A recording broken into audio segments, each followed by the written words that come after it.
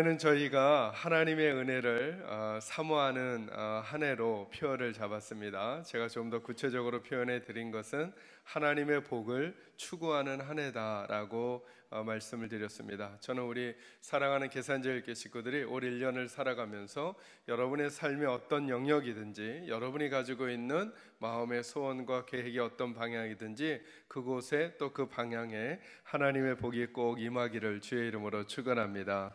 그리고 이 시대가 우리에게 무엇을 말하든지 간에 저와 여러분이 하나님의 복을 구하며 살아가는 것은 매우 중요합니다. 하나님은 창조주이시고 저희들은 피조물입니다. 이 관계는 절대 변하지 않습니다. 그 피조물이라고 하는 것의 정의가 무엇인가? 창조주께서 허락하시는 은혜 없이는 살 수 없는 존재가 피조물인 것입니다. 성경이 가장 극렬한 죄로 설명해 가는 것이 뭐냐 하면 피조물이 창조주로부터 독립되어 살아가려고 하는 것입니다. 다시 말하면 이런 것이죠. 하나님 없이도 나는 살아갈 수 있다라고 생각하는 것을 가장 큰 죄라고 말씀하고 있는 것입니다. 그래서 성경에 실패한 사람들을 보면 늘 어떤 경우냐 하면 그들의 삶이 처음부터 어려운가 혹은 다른 사람들보다 복된가로 설명하지 않습니다.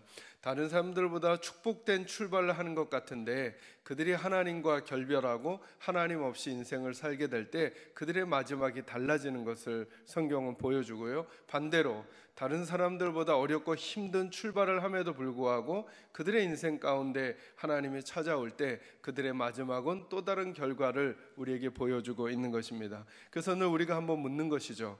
나는 내 힘으로 인생을 살아가려고 하는가? 내 조건과 형편, 상황에 관계없이. 아니면 나는 하나님과 함께 살아가려고 하는가를 묻는 것이 믿음인 것이고요.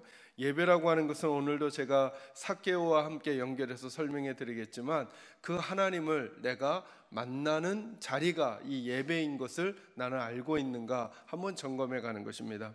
예배는 쇼일 수 없는 이유, 예배는 형식일 수 없는 이유, 예배는 시스템일 수 없는 이유는 뭐냐 하면 그 쇼나 혹은 그 형식이나 세레모니나 그 시스템에 참여했다고 해서 우리에게 아무런 효과가 나타나지 않기 때문에 그렇습니다. 만약에 이 만남이라고 하는 것이 없으면 말이죠.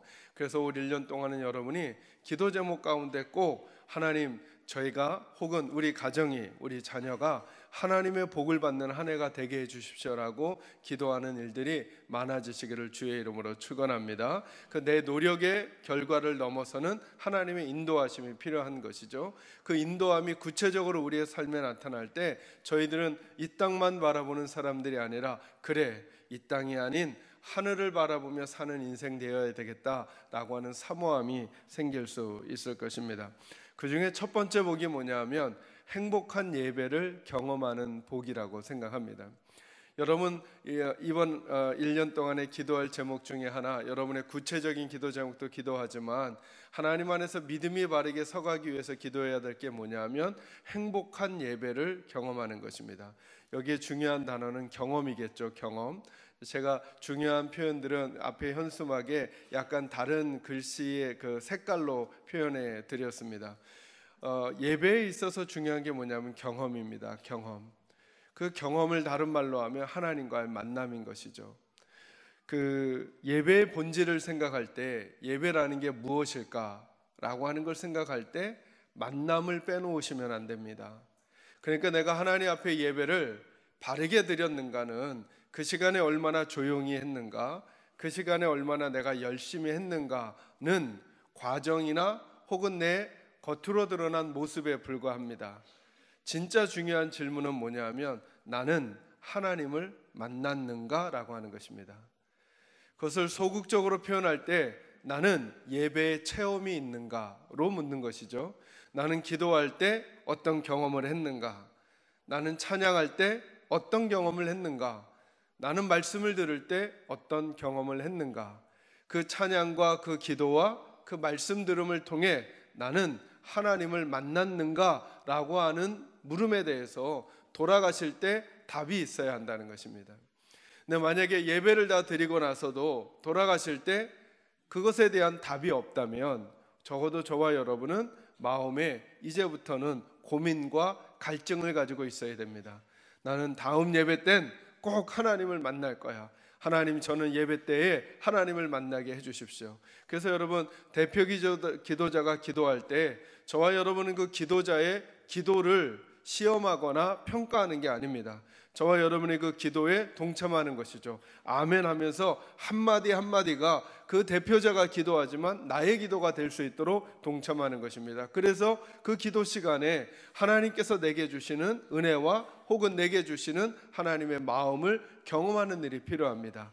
찬양은 우리가 얼마나 노래를 잘하는가 혹은 성가대가 얼마나 노래를 잘하는가 듣고 평가하는 시간이 아니라 우리 모두가 우리의 믿음과 영혼으로 참여하는 시간인 것이죠. 곡조가 틀리더라도 혹은 곡조가 다른 사람들보다 아름답게 들리지 않는다고 할지라도 저와 여러분이 정성껏 그 찬양에 참여하고 참여한 내가 하나님을 찬양 가운데 만나는 경험이 우리에게 필요하다고 하는 것입니다.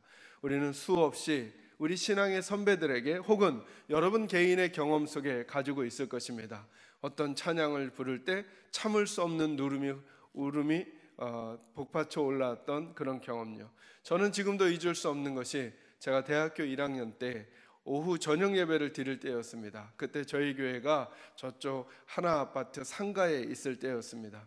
그때 오후까지 청년들과 또 학생들과 즐겁게 지내다가 오후 예배를 드리는데 그 찬양이 지금 몇 장인지는 예전에는 335장이었습니다. 양떼를 떠나서 길 잃어버린 나라고 하는 찬양을 부르는데 제가 보통 때 울음이 많이 없거든요. 생각보다 울음을 참을 수가 없었습니다. 어떻게 울었냐 하면 여러분 앉으신 그런 자리에 앉아서 꺼이꺼이 울었습니다. 꺼이꺼이. 그거는 제가 우는 울음이 아니라 그 시간에 저를 만나주신 하나님의 손길이 제게 경험이 된 것이죠. 찬양을 통해. 그 찬양을 하고 난 제 모습과 찬양하기 전에 제 모습은 전혀 달라지죠. 마음의 상태부터. 말씀도 마찬가지인 것입니다. 말씀은 여러분들이 권 목사가 얼마나 설교를 잘하는가 평가하거나 듣기 위한 것이 아닙니다. 여러분 마음속에 하나님이 내게 무엇을 원하시는가에 대한 물음과 간절한 사모함으로 대할 때 그때 경험이 일어나는 것이죠. 저는 예배의 본질이 만남이란 사실을 적어도 우리 계산제일교 식구들은 잊지 마시기 바랍니다. 어떻게 해서든 어떤 예배에 참여하서든 나는 오늘도 어떤 방법을 통해서든 예배 안에 구성되어져 있는 기도, 찬양, 말씀을 통해서 하나님 만나야 되겠다. 하나님은 어떤 도구를 사용하실지 모릅니다. 그래서 하나님께서 일하시는 방법이 너무나 놀라운 게 뭐냐면 하나님이 같은 방법을 잘 안 쓰십니다. 말씀드렸죠. 제가 늘 병자를 고치더라도 어떨 때는 진흙을 짓이겨 눈에 발라주시기도 합니다. 그죠? 그냥 말씀으로 명령만 하시기도 합니다. 나아만에게는 물에 가서 씻으라고 합니다. 전혀 다른 방법을 쓰세요. 비슷한 사건도 마찬가지입니다. 홍해를 가를 때, 요단강을 가를 때, 강을 가르는데도 불구하고 물을 가를 때 하나님은 다른 방법을 쓰십니다. 왜 그럴까요? 자꾸 방법에 의지하지 말라는 것입니다. 예전에 여러분이 그런 방법으로 은혜 받으셨습니까? 그 방법이 그때는 통했지만 지금은 하나님은 다른 방법을 주실지도 모릅니다. 그리고 하나님이 쓰신 도구도 너무너무 다양합니다. 그러니까 하나님의 말씀을 들을 때 어느 어구, 어느 문장, 어느 표현에서 저와 여러분의 마음이 무너질지 모릅니다. 그러니 간절히 사모하는 마음으로 들어야죠. 그래서 저는 우리 사랑하는 계산제일교 식구들이 올 1년을 살면서 행복한 예배를 경험하게 되는 복이 여러분에게 있기를 주님의 이름으로 축원합니다. 그 이야기를 여러분에게 좀 더 잘 설명해 드리고 싶어서 오늘은 누가복음 19장 1절에서 10절 말씀 삭개오의 이야기를 좀 여러분과 나누고자 합니다. 그러면서 예배의 능력을 경험하는 복 이렇게 잡았습니다. 제가 왜 오늘 예배의 능력을 경험하는 복이라고 설교 제목을 잡았느냐 하면 여기 때문에 그렇습니다. 먼저 어디를 보시느냐 하면 여러분 8절과 9절 말씀 한번 보도록 하겠습니다. 8절과 9절. 이 8절과 9절은 삭개오가 예수님을 만난 다음에 그의 반응이 보여주는 본문인데요. 같이 읽습니다. 시작. 삭개오가 서서 주께 여짜오되 주여 보시옵소서, 내 소유의 절반을 가난한 자들에게 주겠사오며 만일 누구의 것을 속여 빼앗은 일이 있으면 내 갑절이나 갚겠나이다. 예수께서 이르시되 오늘 구원이 이 집에 이르렀으니 이 사람도 아브라함의 자손이미로다. 아멘. 여러분, 삭개오는 어떤 사람이냐 하면 오늘 본문에서 저희가 찾아낼 수 있는 삭개오의 모습은 1절부터 몇 가지가 등장합니다. 그 중에 1절로 오십시오. 예수께서 여리고로 들어가 지나가시더라. 삭개오라 이름하는 자가 있으니 라고 말씀하시면서 그 삭개오의 신분과 상태를 주님은 우리에게 알려주고 싶어 하십니다. 삭개오는 어떤 사람이라 그럽니까? 세리장이요, 세리들 중에 대장이라는 거죠. 그리고 또한 뭐라고요? 부자라 이렇게 말합니다. 그리고 3절에 보면 뭐라고 말하느냐 하면 그가 예수께서 어떠한 사람인가 하여 보고자 하되 뭐가 작다고요? 키가 작대요. 그러니까 아마 그는 볼품없는 외모를 가지고 있었던 사람인 것 같습니다. 그러니까 그가 선천적으로 그리고 태생적으로 가지고 있었던 것은 세리장이나 혹은 부자가 아니었던 것이죠. 그보다 더 먼저 가지고 있었던 그의 상태가 있습니다. 그는 볼품없는 외모를 가지고 있었습니다. 키가 작다는 것을 왜 굳이 표현하셨을까? 어찌 보면 삭개오의 오래된 핸디캡이 이것일 것입니다. 어려서부터 그는 자라나면서 저와 여러분도 마찬가지일 거예요. 어떤 분들에게는 가정 배경이 핸디캡이 될 수도 있습니다. 어렸을 때 받았던 어떤 상처가, 누구에게 들었던 말이 그 상황에서 그 상황을 모면하지 못했던 그 부끄러움이 계속 핸디캡이 되어 저와 여러분을 짓누르고 있는 게 있을 수 있겠습니다.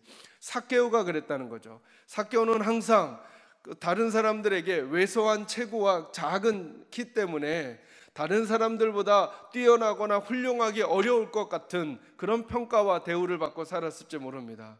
그러니 그는 이를 악물기 시작했을지 모릅니다. 어느 순간부터 내가 이 내 핸디캡을 보완하고 이것 때문에 다른 사람들에게 받는 멸시와 천대를 극복할 방법이 뭘까라고 할 때 그는 이 직업을 선택했습니다. 세리라고 하는 직업을. 그 당시 세리라고 하는 직업은 어떤 직업인가? 로마의 압제하에 있는 이스라엘 편에 서는 게 아니라 로마 편에 서서 로마 사람들이 요구하는 세금을 자기 동족에게 걷어내는 것입니다. 그리고 일부를 바치고 일부를 자기가 갖는 것입니다. 내 동족들은 나를 무시하지만 내가 등에 업은 로마라고 하는 나라의 그 정치력과 권세를 등에 업고 작은 키에도 불구하고 그는 동족들을 호령하며 그들에게서 재산을 빼앗아 일부를 로마에 바치고 나머지를 자기가 채우기 시작했습니다. 그러니 자기를 무시했던 사람들보다 훨씬 더 부자가 되고 그리고 다른 사람들을 깔아보며 지낼 수 있었던 것이죠. 제가 오늘 여러분과 나누고 싶었던 키포인트가 뭐냐 하면 그러니까 그에게 세리장이라고 하는 직업 그리고 자기가 모았던 그 재산은 자기의 작은 키 혹은 자기의 핸디캡 자기를 멸시하고 무시하는 다른 사람들의 이목에서 자기를 지켜내주고 있었던 자존심과도 같은 것이 자기 물질이었던 것이죠. 근데 그가 예수님을 만나고 나서 뭐라고 8절에 말하느냐 하면 삭개오가 서서 주께 여짜오되 주여 보시옵소서 내 소유의 절반을 가난한 자들에게 주겠사오며 만일 누구의 것을 속여 빼앗은 일이 있으면 내 갑절이나 갚겠나이다 이렇게 말합니다. 여러분 이 말을 이 사람이 속여 빼앗은 적이 없으니까 당당하게 말하나 보다 이렇게 생각하시면 안 됩니다. 이건 도리어 주님 앞에 드리는 고백입니다. 주님, 제 재산의 절반을 가난한 이들에게 나눠주겠습니다. 그리고 제가 지금까지 속여 빼앗은 것들 다 계산해서 내 갑절이나 갚도록 하겠습니다라고 결단하는 거죠. 그에게 재물은 무엇과도 같았던 것입니까? 외소했던 자기의 키 그리고 그것으로 인해서 어려서부터 당해왔던 멸시와 천대 다른 사람들의 따가운 시선 다른 사람들에게 나설 수 없었던 나의 핸디캡을 잘 포장하는 포장지와도 같았던 것입니다. 그런데 그는 무엇 때문에 이 포장지를 담대히 벗어버리는 사람이 될 수 있었을까라고 하는 것입니다. 그 안에 한 가지 사건이 일어난 것이죠. 예수님과의 만남인 것입니다. 저는 서두에 예배의 본질은 만남이라고 말씀을 드렸습니다. 그분을 만나는 것이 예배인 것입니다. 그러니까 삭개오의 오늘 이 장면은 마치 예배의 한 장면을 우리에게 보여주는 것이라고도 할 수 있는 것입니다. 만약에 저와 여러분도 주님을 만난다고 한다면 지금까지 내가 이 핸디캡 때문에 못 살 거라고 생각해서 다른 것으로 억지로 덕지덕지 갖다 놓았던 포장들을 벗고 진짜 내가 누구인지를 보여주며 진짜 내가 하나님 앞에 어떤 존재인지를, 그래서 주님은 삭개오가 진짜 누구인지를 알려주시죠. 이 사람도 아브라함의 자손이다. 그의 외모와 핸디캡과 그의 상황에 상관없이 함부로 너희가 멸시하고 천대할 존재가 아니라는 것을 예수 그리스도께서 직접 선언해 주시는 사건이 오늘 예배의 사건과도 같은 것입니다. 너무 재밌는 것은요, 그 스스로 자기의 핸디캡을 포장하고 그리고 그것을 극복하며 살려고 할 때 그가 얻었던 이름은 이거예요. 어디를 보시느냐 하면 7절을 보세요. 그가 그렇게 사니까 자기 핸디캡을 포장하고 살려고 다른 사람들의 멸시와 천대를 자기 방법으로 해소하고 살아가려고 했을 때 다른 사람들은 도리어 이 사람을 뭐라고 불렀냐, 이렇게 불렀죠. 7절 같이 읽습니다. 시작. 무사람이 보고 수군거려 이르되 저가 죄인의 집에 유하러 들어갔도다 하더라. 아멘. 삭개오는 잘 사는 줄 알았습니다. 작은 키로 살아가는 자기를 멸시하고 천대하는 그들의 무시하는 그들의 마음과 시선을 극복하며 나는 나름대로 잘 산다고 생각했습니다. 그래서 세리의 장도 되고 부자가 되었습니다. 그런데 웬걸요? 그의 이름은 죄인으로 낙인 찍힌 것입니다. 예수님 당시에 죄인으로 분류되던 사람들이 두 부류가 있습니다. 예수님이 분류하신 게 아니라 사람들의 시선에 그렇게 비춰졌던 두 부류의 사람. 하나는 창기들입니다. 창녀들. 하나는 세리들. 어떤 이가 그렇게 말씀하시더라고요. 창녀들은 몸을 팔아 살아가는 사람들을 창녀라고 한다면 그 당시 세리는 마음을 팔아버린 사람들이 세리였다는 것입니다. 자기 열심히 노력하고 살았는데 나 꽤 많게 살아가는 줄 알았는데 다른 사람들보다 더 이기며 살아가는 줄 알았는데 정작 주변의 사람들은 그를 가리켜 죄인이라고 한 것입니다. 예수님이 그 집에 들어가겠다고 하니까 어떻게 하나님의 아들이라고 하는 사람이 죄인의 집에 들어갈 수 있느냐고 사람들은 말합니다. 나는 잘 사는 줄 알았는데 내 이름은 키가 작은 사람에서 이제는 죄인이 되어버린 삶을 삭개오가 살아가고 있었던 것이죠. 우리들도 때로는 우리들의 문제를 해결하려고 우리 나름대로 너무너무 많이 발버둥 치지 않습니까? 그런데 마치 늪에 빠진 것처럼 더 깊은 수렁으로 들어가고 문제는 해결되지 아니하고 내 인격도 내 자아도 내 환경도 망가지는 것을 보고 있다면 그것은 바로 오늘 예배 전에 삭개오와 같습니다. 그랬던 삭개오가 이 사람도 아브라함의 자손이며 주님으로부터 그 평가를 들을 뿐만 아니라 그가 지금까지 중요하게 여겼던 삶의 도구를 내려놓고 주님 앞에 고백할 수 있었던 이유가 무엇일까? 그것은 주님을 만났기 때문입니다. 저는 우리 사랑하는 계산제일교회 식구들에게도 주님을 만나는 복이 있기를 주의 이름으로 축원합니다. 그래서 기억할 세 가지 나눠드리고 싶습니다. 첫째, 만남이 중요합니다. 다시 한번 따라합니다. 만남이 중요합니다. 거듭 말씀드려도 과함이 없습니다. 예배의 본질은 하나님과의 만남입니다. 예배는 하나님이 원하시는 것을 가지고 나오는 자리가 아닙니다. 제가 왜 자꾸 우리 교회 식구들에게 예배는 드리는 게 아니라 받는 거라고 자꾸 설명해 드릴까요? 예배는 하나님께서 내가 원하는 것이 이 품목들이 있는데 너네 그것들 내게 가지고 나와 라고 말씀하시는 게 아닙니다. 예배의 본질은 구약에서부터 신약에 이르기까지 그리고 지금까지 가장 중요한 본질이 뭐냐 하면 하나님을 만나는 것입니다. 그러니까 하나님께서 성막을 지으신 이유, 우리에게 성전을 허락해 주신 이유, 예수님을 우리에게 보내주신 이유가 무엇이냐 하면 이 땅에 오늘 10절 말씀처럼 잃어버린 자들이, 하나님 없이 살아가는 자들이, 하나님을 떠난 자들이 다시 하나님을 만나러 나오라고 말씀하는 것입니다. 왜 성막을 하나님께서 이스라엘 백성들에게 주셨을까요? 그 성막을 주신 목적을 기록한 구절들이 출애굽기에 여러 군데 나오는데요, 제가 언급할 때니까 한번 들어만 보시죠.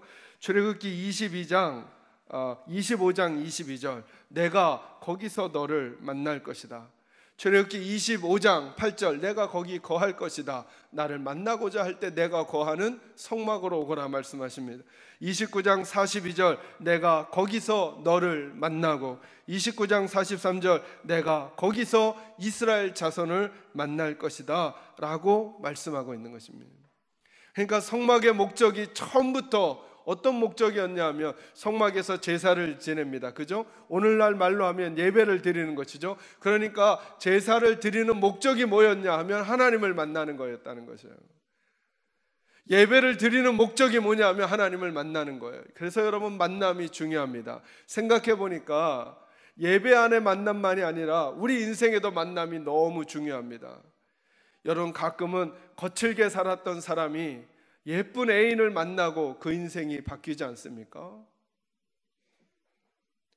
우리가 아이를 만나고 우리 인생이 바뀌지 않습니까? 만남은 우리에게 너무나 중요합니다. 그런데 하물며 하나님과의 만남은 어떻겠습니까? 우리가 매주일 주님 앞에 예배 드리면서 예배를 드리고 오기 전에 우리 마음은 전쟁터와도 같지 않습니까?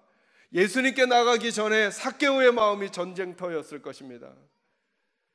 세리장이 되기 전에도 그의 마음은 전쟁터였을 것이고, 사람들의 따가운 시선과 사람들의 멸시와 천대를 극복하며 하루하루를 지내는 것도 그는 만만치 않은 싸움을 하고 있었을 것입니다. 그것을 이겨내려고 세리가 되고 세리장이 되고 돈을 많이 모으고 로마의 권력을 등에 업고 살아갔지만 왠지 하루하루 더 외롭고 고립되고 힘들었을 것입니다. 동족들은 그를 자꾸 죄인 취급하니까요. 그 전쟁터와 같은 만남을 해결할 방법을 자기 방법 다 써보았지만 해결할 수 없었던 그처럼, 어찌 보면 저와 여러분도 사랑과의 관계에서 어떤 상황에서 자녀 때문에 부부 문제로 혹은 물질 문제로 이러저러한 문제로 전쟁터와 같은 복잡한 마음을 미래에 대한 불안감으로, 현실에 대한 불만족스러움으로 가지고 있지 않습니까? 이거 해결하려고 우리는 늘 아둥바둥 애쓰고 수고하죠. 근데 하나님이 우리에게 제시하는 방법이 여기에 있습니다. 너희가 만나고 있냐는 것입니다. 너희가 하나님을 만나고 있냐는 것입니다. 이렇게 묻지 않는 것이죠. 예배를 드리고 있냐고 묻는 게 아닙니다. 하나님을 만나고 있냐고 묻고 있는 것입니다. 저는 우리 사랑하는 계산제일교회 식구들이 이 만남을 소중히 여기시고 하나님을 만나고자 하는 사모함으로 늘 주 앞에 나오시기를 주의 이름으로 축원합니다. 두 번째로 기억할 것은 이것입니다. 3절 말씀 한번 볼까요? 3절과 4절을 같이 읽겠습니다. 읽습니다. 시작. 그가 예수께서 어떠한 사람인가요? 보고자 하되 키가 작고 사람이 많아 할 수 없어 앞으로 달려가서 보기 위하여 돌 무화과 나무에 올라가니 이는 예수께서 그리로 지나가시게 되밀어라. 아멘. 이 삭개오가 예수님을 만나고 싶어서 이제 예수님께 나아갑니다. 그죠? 예수님을 어떠한 사람인가 하여 보고자 하되 예수님께 나아가지만 그가 키가 작아서 볼 수 없대요. 그래서 그가 한 일이 뭡니까? 어디에 올라갔어요? 그죠? 성경을 이제 다시 번역하면서 좀 바뀌어서 옛날에는 어디 올라갔다 그랬죠? 뽕나무 올라갔대요. 왜 뽕나무를 돌 무화과 나무로 바꿨는지는 공부를 열심히 하신 성경학자들 때문이에요. 그런데 우리에겐 그닥 중요하지 않아요. 뽕나무에 올라가셨던 돌 무화과 나무에 올라가셨던 감나무에 올라가셨던 중요한 핵심은 뭐예요? 삭개오가 키가 작아 예수님을 볼 수 없으니까 어디에 올라갔다는 거예요? 나무 위에 올라갔다는 거예요. 돌 무화과 나무 위에. 근데 여러분, 이 행동은 평범한 것 아니죠. 그죠? 보니까 7절에 보니까 사람들은 삭개오를 보면 죄인이라 그랬어요. 그죠? 그러니 아마 삭개오는 보통 때는 사람들에게 날 나서는 것을 좋아하지 않을 거예요. 우리는 성품적으로도 그런 성품들이 있잖아요. 이렇게 주목받기 싫어하는 성품들, 그죠? 그래서 저는 이제 그럴 기회가 아주 많지는 않지만 가끔 아내랑 연극을 보러 가거나 그러면 절대 앞 두세 줄까지는 안 앉습니다. 왜냐하면 이 사람들이 작은 소극장에서 하니까 하다가 자기들끼리 연극하고 난 그냥 보러 간 건데 갑자기 관객석으로 와가지고 뭐 이렇게 막 마이크 대고 뭐 같이 하자 그러고 이럴까봐 저는 멀찍이 앉아서 절대 저한테 오지 못, 주목받는 거 싫으니까. 아마 그는 태생적으로든 환경적으로든 주목받는 것이 익숙하지 않았고 좋을 형편이 아닌 사람인 거예요. 그리고 여러분, 예수님 보러 나무에 올라가는 것은 청소년까지는 이해되지만 어른들이 그리고 그는 키가 작고 아마도 다른 사람들에게 주목받지 않아야 될 사람이 올라갔다는 거예요. 이 두 번째 이야기로 여러분과 나누고 싶은 게 뭐냐 하면, 주님을 정말 만나고 싶을 때 우리들의 한계선을 넘어가는 일이 필요하다는 거예요. 맞아요. 우리들의 한계선이 내 상황일 수도 있고 내 성격일 수도 있고 내 체면과 자존심일 수도 있어요. 그 경계선을 넘어가는 일들이 필요하다는 거예요. 그 경계선을 안 넘어가면 그 경계선은 때로는 내 선입견일 수도 있고 고정관념일 수도 있고 고집일 수도 있고 경험일 수도 있어요. 그거 안 넘어가면 새로운 세계를 만날 수는 없는 거예요. 제가 언젠가 그런 말씀 드렸죠. 어느 분이 제게 구두를 하나 선물해 주신다는 거예요. 그래서 그냥 네 하고 따라갔는데 아니라 다를까 제가 좀 난처한 일이 생겼어요. 왜냐하면 이분이, 저는 앞이 약간 둥그스름하고 네모난 거 신었거든요. 평범하니까. 근데 어떤 걸 권해주시냐면 앞이 뾰족한 거 있죠. 근데 선물해 주신다니까 안 받을 수도 없고, 그렇다고 재고집을 너무 하자니 그분의 권함도 강하고, 그런데 결정적으로 제가 따를 수밖에 없었던 게 뭐냐면 그 신발을 파는 매장의 직원이 하시는 말씀이었어요. 뭐라 그러시냐면, 제가 목사인 줄 모르니까 이제 저를 호칭을 사장님이라고 하면서, 사장님, 이 네모난 거 신으시다가 이 뾰족한 거 한 번만 신으시잖아요. 다시는 되돌아가지 못할 만큼 이 뾰족한 구두가 예쁘답니다. 그러는 거예요. 여러분, 제가 지금 앞이 뾰족한 걸 신고 있을까요? 네모난 걸 신고 있을까요? 궁금하신 분은 500원. 이따가 가시면서 저랑 악수하시면서 제 신발 한번 보십시오. 그 안전지대를 한번 벗어나서 한번 경험해 보니까 와, 그렇구나. 지금은 그런 구두를 잘 보지도 않는 거예요. 물론 또 시간이 지나 유행이 변하면 또 볼 수도 있겠죠. 무슨 말씀을 드리는 거냐 하면, 내 안전한 지대를 한번 벗어나 보는 거죠. 맞아요. 많은 사람들이 예수님께 나왔어요. 그다음 그 자리에도 삭개오뿐만이 아니라 많은 사람들이 예수님께 나왔죠. 지금도 예수님께 많은 분들이 나왔죠. 그죠? 근데 누군가 자기의 한계선과 경계선을 넘어서야 해요. 내가 가지고 있던 지식의 경계선, 고집과 경험의 경계선을 넘어서는 일들이 필요한 거예요. 내게 아주 편안하고 안전한 지대만 딱 있잖아요. 그러면 새로운 하나님의 세계를 경험하지 못할지도 몰라요. 때로 나는 왜 예배 때 아멘하고 화답하고 그리고 말씀을 받아들이는데 서툴렀는가? 혹시 내 기질 때문인가? 내 스타일 때문인가? 혹시 내가 가지고 있는 어떤 핸디캡 때문인가? 여러 가지로 여러분 생각하실 수 있겠습니다. 그것이 어디 것이든지 간에 예배를 통해 하나님을 만난다는 것은 하나님 앞에 포장된 나를 던지는 게 아니라 있는 그대로의 나를 던지는 용기가 우리에게 필요한 시간이 있다라고 하는 것입니다. 예수님과 제자들이 한 번은 배를 타고 바다를 건너가신 적이 있어요. 그죠? 그때 갑자기 예수님께서 물 위를 걸어오시는 것입니다. 제자들은 예수님이 유령인 줄 알았습니다. 두려워 떨 때 귀신인 줄 알고. 왜요? 물 위를 사람이 걸을 수 있나요, 없나요? 제가 꼭 이렇게 물으면 걸을 수 있습니다, 목사님. 믿음으로. 제가 걷게 하고 싶어요. 월미도 앞바다에 모시고 가서. 사람은 물 위를 걸을 수 없어요. 그러니 제자들이 유령인가 보다 생각하는 건 당연하죠. 그런데 예수님이 먼저 말씀하시는 거예요. 나니까 두려워하지 말아라. 그리고 유심히 보니까 유령이 아니라 진짜 예수님인 거예요. 그때 기질대로 쓰임받죠. 나서기 좋아하는 베드로가 말하는 거예요. 저도 걷게 해주십시오. 그리고 나서 그가 예수님이 오라 하니까 물속을 뛰어듭니다. 그리고 걷다가 바람과 파도를 보고 빠져들게 되죠.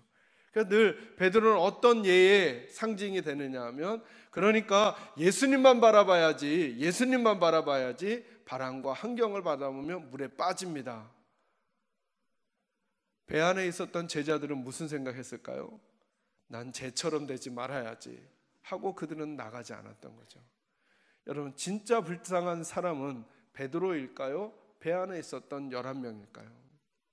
저는 그 말씀을 묵상하면서 전에 깨달았던 게 뭐냐 하면, 여러분, 이 세상에 무리를 걸어본 분이 두 분 계셔요. 한 분은 누구예요? 예수님. 한 분은 베드로. 몇 발자국 아닐지라도. 도대체 무리를 걷는 기분이 어떤 걸까요? 배 안에서 뛰어나왔던 베드로 말고는, 제자들은 그랬을 거예요. 예수님에게 책망 안 받고 부끄러움 안 당했으니까 아우 다행이야, 내가 안 나가길 천만다행이야 했을지 모르지만 그들은 무리를 걷는 기분은 모를 거예요. 또 하나, 베드로가 물속에 빠져 죽어갈 때 누가 건져주셨어요? 예수님이. 그 생각 해보셨어요?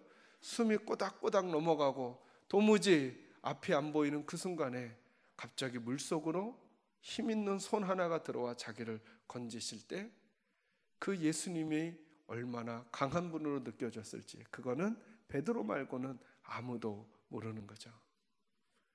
그러니 베드로는 그 본문에서 실패한 게 아니죠. 이 세상 누구도 경험할 수 없었던 경험, 주님과의 경험을 갖고 사는 인생이 되어가는 거죠. 여러분의 안전지대는 무엇입니까?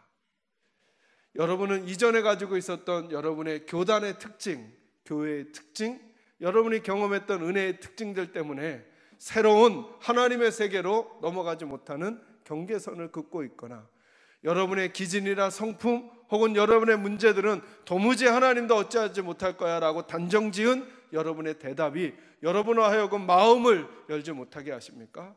삭개오는 키가 작아 예수님 볼 수 없었습니다. 그러나 그는 자기의 신분, 나이, 신체적 조건 뛰어넘어 나무 위로 올라갔습니다. 왜요? 내가 가지고 있는 그 한계선보다 주님을 만나는 것이 내 인생에 더 중요함을 그는 인지했기 때문인 것이죠. 여러분도 정말 하나님을 만나는 복이 가장 중요하다고 여기십니까? 그렇다면 내가 가진 문제의 크기, 내가 가지고 있는 한계를 뛰어넘어 주님을 만나는 간절한 사모함을 갖게 되시기를 주의 이름으로 축원합니다. 그래서 시편 34편 10절에 이렇게 말합니다. 젊은 사자는 궁핍하여 주릴지라도 여호와를 찾는 자는 모든 좋은 것에 부족함이 없으리로다. 여러분, 젊은 사자가 어찌 궁핍하여 주리겠습니까? 빠르기도 하고 힘도 있는데, 근데 하나님이 이렇게 말씀하시죠.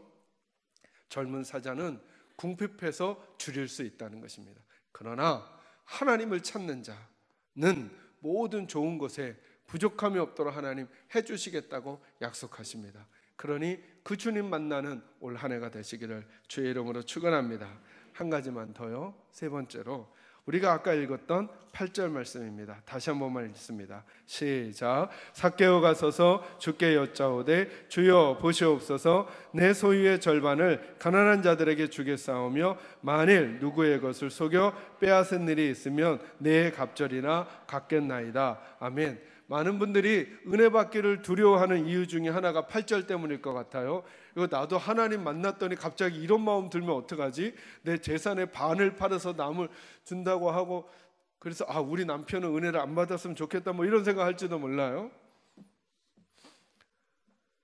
오늘 세 번째로 드리고 싶은 말씀은, 오늘 이 삭개오의 이야기는 하나님을 만난 사람들은 누구나 자기의 재산의 반을 어려운 이웃에게 주어야 한다거나 네 갑절이나 갚으라고 하시는 말씀이 아닌 거죠. 핵심은 뭐냐 하면 하나님을 만난 사람들에게 각자가 보여드리는 하나님 앞에서의 반응이 있어야 한다는 것입니다. 그 모습은 다른 사람들과 다를 수 있습니다. 우리들 믿음 생활하면서 넘어지는 걸림돌이 뭐냐 하면 이런 거예요. 제가 담임 목사로서 우리 교회를 볼 때 우리 교회를 곳곳에서 섬기는 분들이 참 많아요. 근데 곳곳에서 섬기는 분들이 각기 다 약간은 어떤 마음이 있냐면 왜 이 일에 많이 이렇게 동참하지 않을까 이런 마음을 갖는 분들이 계셔요. 그럴 수밖에 없는 것이 저희 교회 식구들이 1,500명 가까이 출석하잖아요. 지난주에 제일 많이 출석하셨더라고요 보니까. 그런데 그 1,500명 식구들 중에 예를 들어서 송구영신 예배 때 여기 의자를 우리가 성도들이 많이 앉으셔야 되니까 의자를 좀 날라주십시오 하고 부탁을 드리면 1,500명 중에 지난번 어떤 집사님 말씀은 채 10명이 안 나오셨다는 거예요. 1,500명 중에. 그러니 그 일을 하는 분은 마음이 불편할 수 있겠죠. 그죠? 이제 교회 김장을 하겠습니다. 그러면 1,500명 중에 또 10명 남집한 분이 오시고 디딤돌 식사 봉사를 하겠습니다 하면 또 왜 이럴까? 많이들 나오면 좋을 이런 아쉬움이 있을 수 있겠어요. 근데 우리 조금 편안하게 생각해도 될 것 같아요. 왜 그러냐 하면 그렇게 따져보니까 이 일에도 나오고 이쪽에도 또 일하실 때 누군가는 일하고 주차 관리에서도 누군가는 일하고 계시고 차량 운행에도 누군가는 일하고 계시고 식당에서도 누군가는 일하고 계시고 성가대에서도 누군가는 일하고 계시고 또 어떤 분들은 교사로 봉사하기도 하시고 어떤 분들은 바나바 사역자로 봉사하기도 하시고 그렇구나. 내가 하는 일에 내가 있지만 내가 안 간 그 일엔 또 다른 사람들이 또 하고 있구나. 여기 아닌 또 다른 곳에 또 다른 사람들이 일하고 있구나 라고만 생각해줘도 우리는 갈등이나 다툼이 아니라 조금 여유롭게 봐줄 수 있는 것 같아요. 그렇듯이 예배를 드리고 하나님을 만나시거든 다른 사람이 한 어떤 모습을 흉내내거나 다른 사람처럼 하려는 게 아니라 저와 여러분만의 독특한 방법으로 내가 어떻게 주님을 사랑하는지 내 마음을 표현하는 방법을 생각해 보셔야 한다는 것입니다. 이해되셨습니까? 다른 사람과 똑같지 않아도 됩니다. 여러분만의 방식으로 저는 제가 하나님 앞에 기도할 때 저만의 포즈가 있습니다. 포즈가 이건 뭐 별로 1급 비밀도 아니고 제가 기도하는 거 보면 저는 가슴에 제가 손을 대고 손을 이렇게 듭니다. 이게 저만의 포즈입니다. 여기를 자꾸 두드립니다. 왜 두드린지는 모르겠습니다. 두드립니다. 그리고 손을 듭니다. 손은 하나님께 들고 가슴은 제 가슴을 치면서 명치네요. 명치. 네, 치면서 이건 저만의 스타일입니다. 누구도 따라할 필요도 없고 따라하라고 강요할 필요도 없는 것입니다.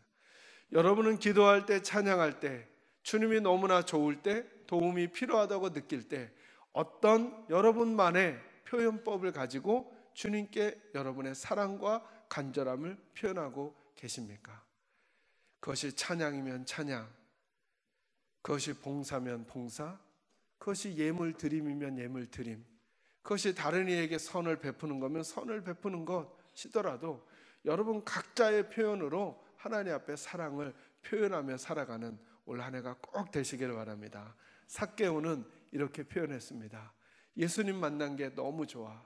예수님, 저는 이제부터 제가 가지고 있는 물질의 반을 가난한 이웃들에게 나눠주고 제가 잘못 거둬들인 재물이 있다면 4배나 돌려주겠습니다. 그게 그가 깨달은 자기 삶에서 주님께 드리고 싶었던 잘못된 자기 삶의 결과를 돌이키고 싶었던 그만의 표현이었습니다. 저도 여러분도 올 한 해 하나님 앞에 예배하면서 하나님 우리 만나 주실 때 그 하나님 사랑하는 우리만의 표현법으로 하나님께 그 고백을 드리며 살아가게 되기를 주님의 이름으로 축원합니다. 기도하겠습니다.